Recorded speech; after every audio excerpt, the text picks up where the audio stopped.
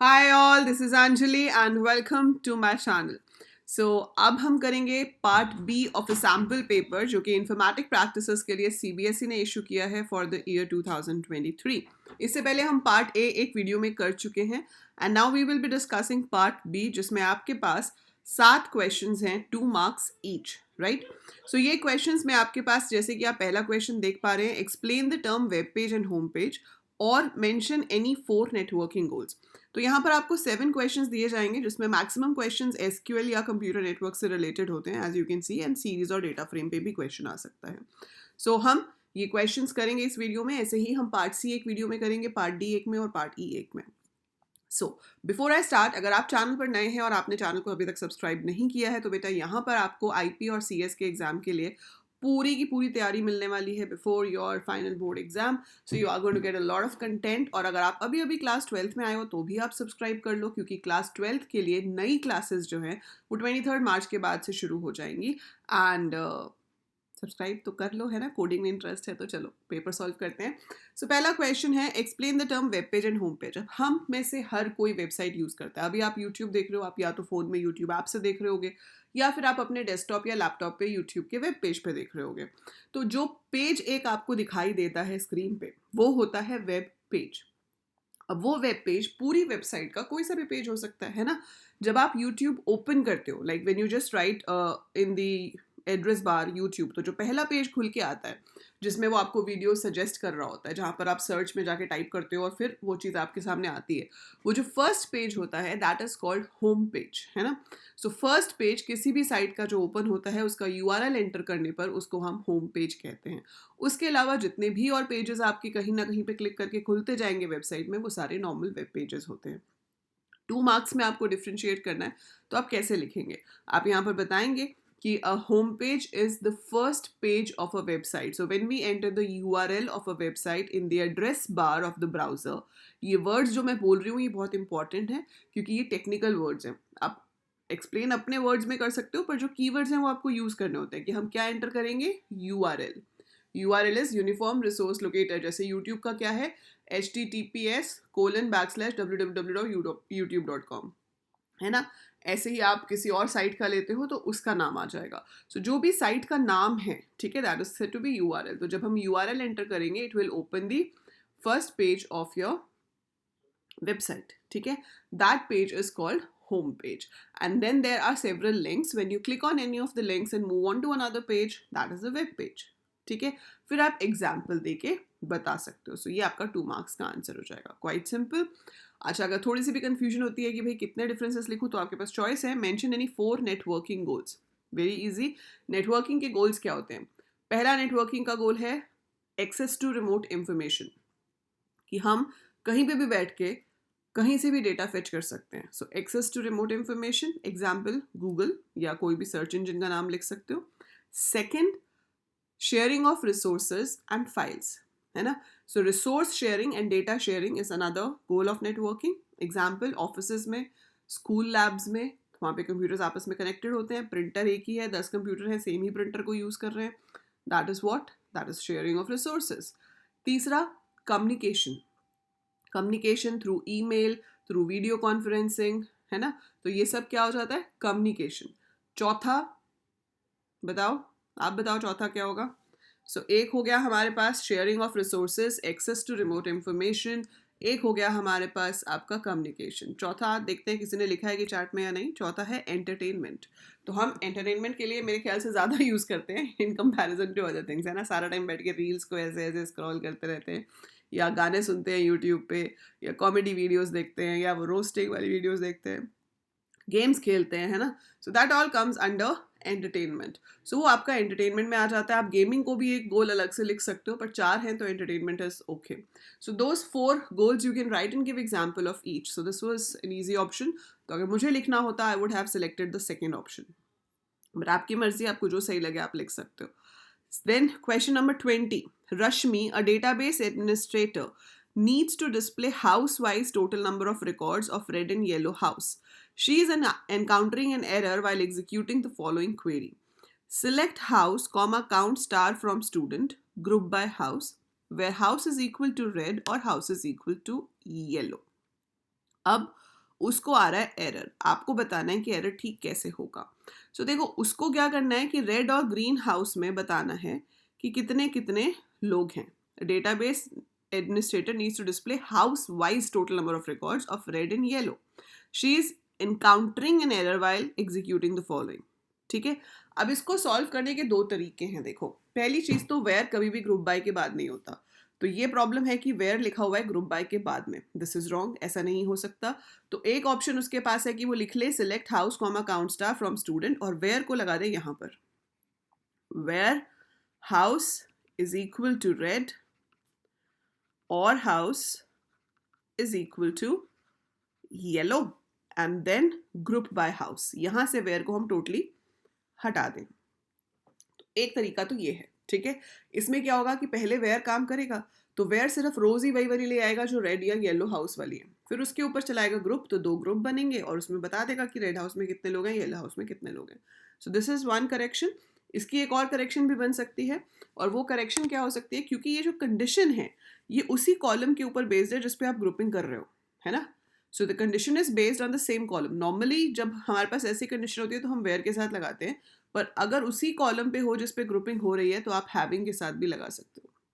तो आप दूसरा ऑप्शन क्या है कि वेयर हटा दो, वेयर की जगह पर हैविंग कर दो, ठीक है। आपको एक आता है, आप पेपर में एक लिखा हो, अगर आपको दोनों अच्छे से आते हैं तो आप दोनों ऑप्शंस लिख सकते हो कि ये तो उसकी गलती है कि वेयर हम ग्रुप बाय के बाद नहीं लिख सकते, तो उसकी गलती क्या है कि उसने वेयर को लगाया है ग्रुप बाय के बाद, जो कि नहीं होना चाहिए। सो that is the mistake. Now solution क्या है कि या तो आप वेयर को ग्रुप बाय से पहले लिख दो, वन सॉल्यूशन। दूसरा सॉल्यूशन क्या है कि आप वेयर की जगह पर हैविंग कर दो। अगर ये कंडीशन किसी और कॉलम पे होती, उस कॉलम पे ना होती जिस पे ग्रुप बाय है, फिर हम ये हैविंग वाला काम नहीं कर सकते थे, फिर तो हमें वेयर को ही पहले करना पड़ता, फिर कोई और तरीका नहीं होता। But it is a group column, that's why we can have it with having, ठीक है। सो ये आपके पास यहाँ पर आ गया। बाकी अगर आपको अभी भी ग्रुप बाय और वेयर में कोई भी डाउट है तो मैंने डिटेल्ड वीडियो बनाई हुई है difference between group by and having, so please go and watch that. आपको बहुत ही अच्छे से एग्जाम्पल्स के साथ क्लियर होगा कि वेयर और हैविंग कहाँ कहाँ लगते हैं, उसके बहुत सारे एग्जाम्पल्स कराए हैं। सो आप उसको देखोगे तो you'll understand in a better way. But I hope कि यहाँ आपको समझ आ गया होगा कि क्या गलती है और ठीक कैसे होगी। नेक्स्ट है what is the purpose of order by clause in SQL, explain with help of suitable example. So इस क्वेश्चन में ऐसे जब थियोरी क्वेश्चन पेपर में आते हैं तो एग्जाम्पल ना भी बोला हो तो भी आपको बनाना है, ठीक है, even if they have not said. So यहाँ पर ऑर्डर बाय क्लॉज है तो पर्पस क्या है, to arrange the data, sort the data, है ना। So purpose of order by clause is to arrange the data in increasing or decreasing order on the basis of a specific column. तो किसी एक specific column के basis पे हम data को increasing या डिक्रीजिंग ऑर्डर में अरेंज कर सकते हैं। So what is the purpose of order by clause in SQL, ये तो पर्पस हो गया।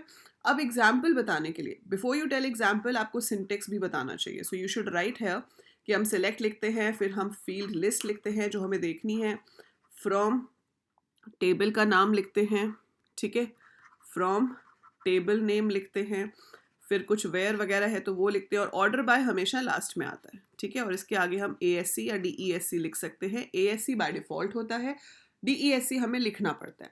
तो आप पहले पर्पस बताओगे, फिर आप सिंटेक्स एक्सप्लेन करोगे, फिर एक छोटा सा टेबल बना के दिखा देना, ज़्यादा बड़ा नहीं तो सिर्फ नेम और मार्क्स लेके दिखा दो, कि आप उसमें दिखा दो कि हमारे पास स्टूडेंट के नेम हैं और मार्क्स हैं।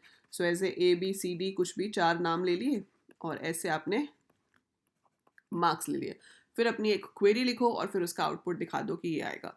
तो आप यहाँ पे लिख दोगे कि select star from student order by marks DESC। तो हम आउटपुट में क्या दिखा देंगे कि पहले आएगा C का 90, फिर आएगा A का रिकॉर्ड 80, फिर B 75 और फिर D 45। So it will be shown like this, ठीक है। So that is how it is going to be, the answer is going to B.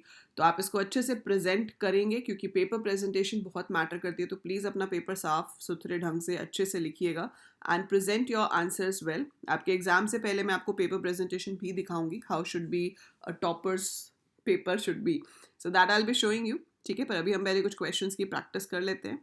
So question number 22 है, write a program to create a series object using dictionary that stores the number of students in each house of class 12D of your school। तो आपको houses दिए हुए हैं, house में number of students दिए हुए हैं और आपको कोड लिखना है to create the series. So now if you have to create the series for this, तो हम एक काम करते हैं, ठीक है। सो सबसे पहले आप क्या करोगे, इम्पोर्ट पांडाज एज पीडी, ठीक है। वैसे तो यहाँ लिखा हुआ है pandas library has been imported, पर जब आप पेपर में लिखोगे तो आप लिख देना import pandas as PD. Make sure सारे के सारे लेटर स्मॉल हो, इसमें कुछ भी कैपिटल नहीं है। So import pandas as PD, assume 4 house names are.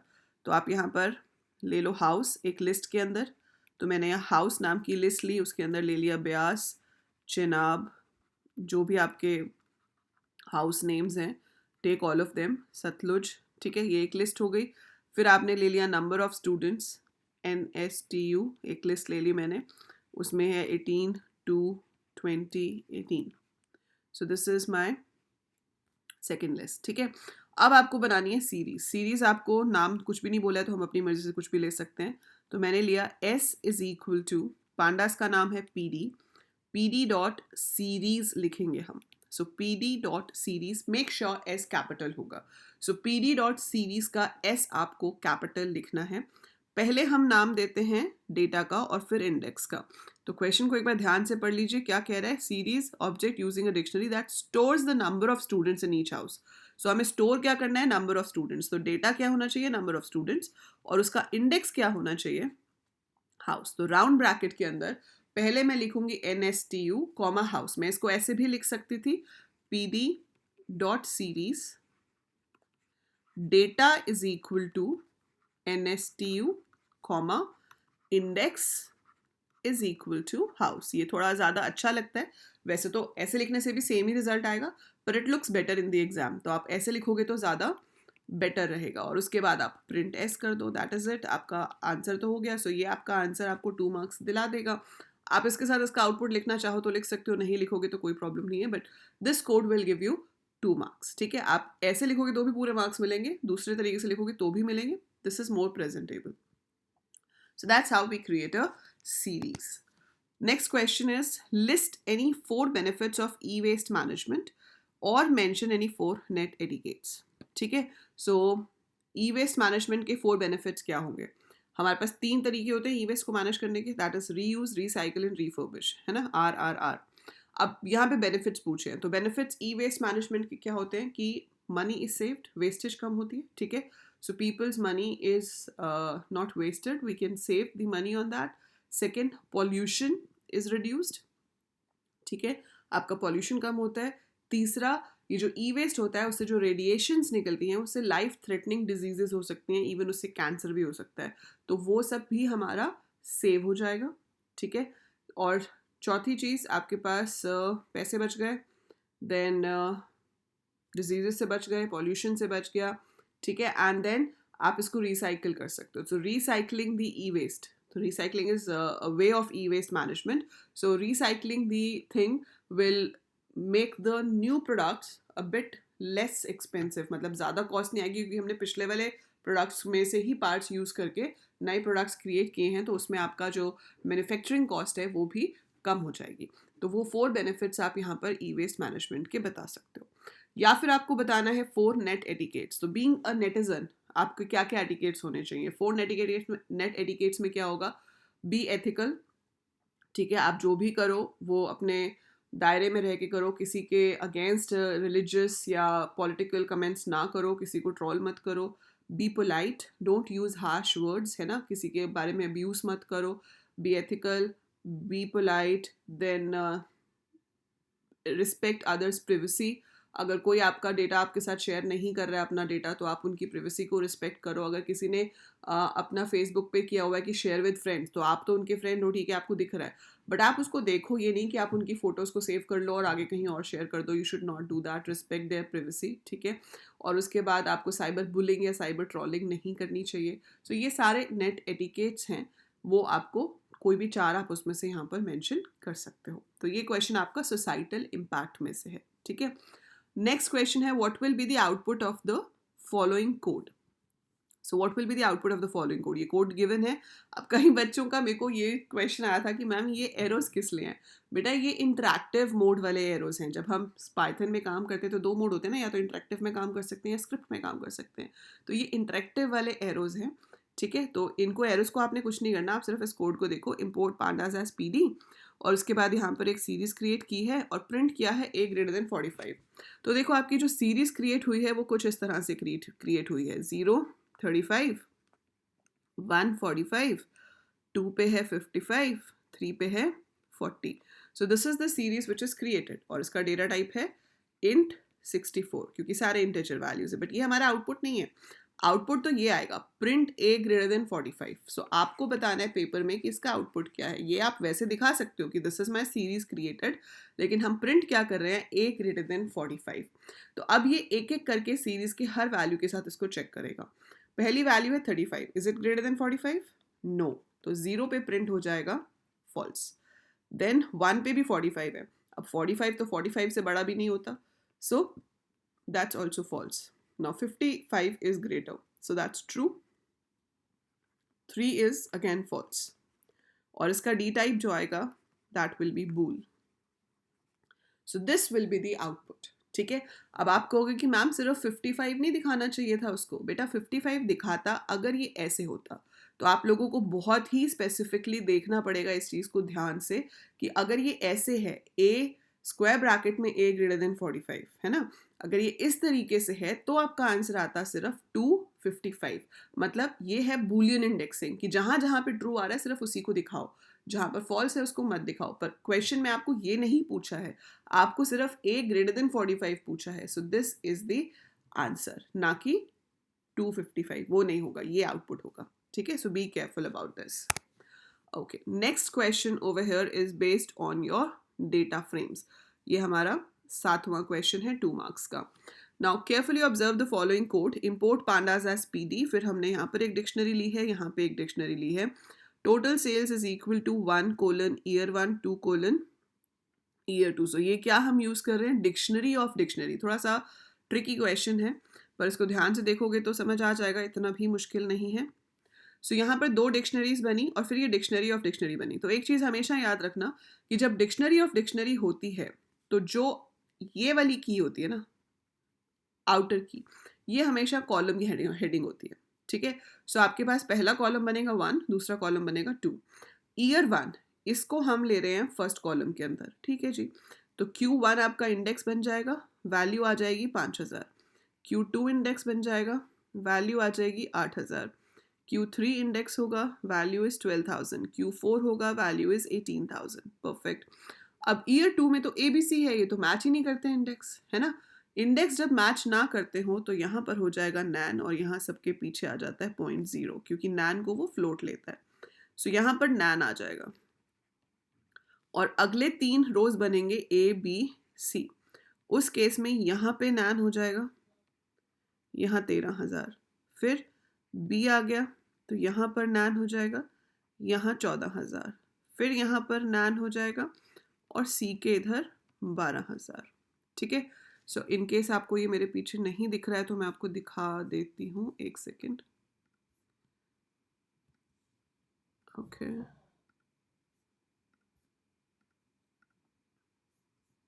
ठीक है, so this is how it is displayed. लेकिन अब आपको क्वेश्चन में ये नहीं पूछा कि डेटा फ्रेम बनाकर दिखाओ।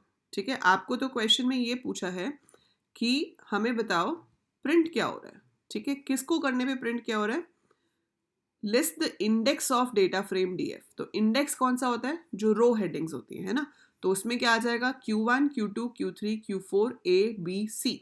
तो इंडेक्स का आंसर क्या होगा, ये सारे के सारे आ जाएंगे। सो इंडेक्स में आपके पास आ जाएगा Q1 Q2 Q3 Q4 A B C. So this will be your index. Column names of data frame will be 1, 2. ये कॉलम नेम्स हो जाएंगे। So this question is for 2 marks, right. So ये आपका data frame पे based है। तो आपने यहाँ पर ऑब्जर्व किया कि एक क्वेश्चन आपका आया है डेटा फ्रेम के ऊपर बेस्ड, 2 क्वेश्चन आपके आए हैं सीरीज के ऊपर बेस्ड, है ना। एक सोसाइटल इम्पैक्ट के ऊपर है, 2 आपके हैं SQL के ऊपर, और एक है कंप्यूटर नेटवर्क के ऊपर। ठीक है, सो ये आपको ध्यान रखना है। सीरीज के 2 मार्क्स में आ जाते हैं, क्योंकि डेटा फ्रेम के जो क्वेश्चंस हैं वो मैक्सिमम आपको 3 या 5 मार्क्स में आते हैं। तो अब हम सेक्शन C जो है वो नेक्स्ट वीडियो में करेंगे। तब तक आप सेक्शन बी को अपने आप अपने रजिस्टर में सॉल्व करो, एक अलग से रजिस्टर बना लो, क्योंकि अभी मैं बहुत सारे प्रैक्टिस क्वेश्चंस आपको देने वाली हूँ एंड बहुत सारे सैम्पल पेपर्स हम सॉल्व करने वाले हैं. सो एक अलग रजिस्टर बनाओ जिसमें आप सॉल्व करते जाओ, क्योंकि लास्ट टाइम पे आपको जब एक बार देखना होगा हर तरह के क्वेश्चन तो वही काम आएगा, फिर अलग अलग जगह पेपर्स नहीं ढूंढने पड़ेंगे. सो उसी में लिखो और वहीं पे अपना कभी भी रिविजन कर सकते हो. गो हैड, डू इट. और वीडियो यूजफुल लगी हो तो भाई लाइक करो, है ना, क्योंकि आप लाइक करोगे तभी मुझे पता चलेगा कि किस किस को समझ आया है और कौन कौन अच्छे से फॉलो कर रहे हैं. और एक कमेंट भी ज़रूर छोड़ो, write anything in the comment कि येस मैम समझ आ गया, येस मैम मैंने कर लिया, looking forward for the next video. Do anything but write a comment so that I know कि यू आर वॉचिंग. ठीक है. And share this video with your classmates as well as share the channel with your juniors. अपने juniors को भी बताइए ताकि वो भी चैनल को सब्सक्राइब कर लें. आप लोगों का पेपर होगा 23rd को, उसके बाद हम नए क्लास के लिए मतलब 2024 सेशन के लिए क्लासेस शुरू कर देंगे. एंड CUCET अगर आप प्रिपेयर कर रहे हो तो आप ऐप ज़रूर से डाउनलोड कर लो. ऐप का लिंक डिस्क्रिप्शन में गिवन है, AL कोडर्स ऐप. उस पर CUET का पूरा कोर्स आपको मिलेगा IP और CS गोल के लिए. And you will be getting mock test, you will be getting number of practice questions.